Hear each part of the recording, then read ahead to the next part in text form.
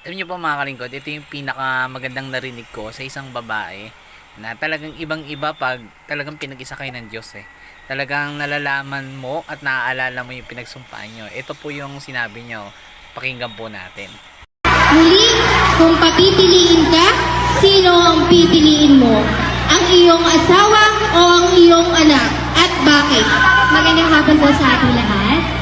So para po sa akin, or technically, alam ko po na ang lahat ng nandirito, or karamihan ng nandirito, ang pipiliin nila ay ang kanilang mga anak. Tama po ba? Pero ako po'y hindi. Ang pipiliin ko po ay ang aking asawa. Bakit po? Bago po ako naging ina, ako po muna ay naging asawa.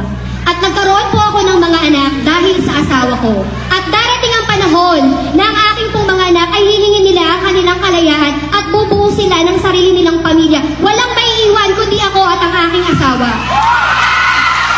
At sa punto po iyon, mapapatunayan ko sa aking asawa na totoo lahat ang ipinangako ko sa altar nung inasal kami. Dahil naniniwala po ako na ang pagiging ina o sa pagiging ina ko ay sapat na po ang pagmamahal, pag-aaruga at pagkalinga para po hindi na ako dumating sa punto na papiliin pa ako kung ang anak ko po ba o ang aking asawa. Dahil naniniwala rin po ako na ang pinagsama ng Diyos kailanman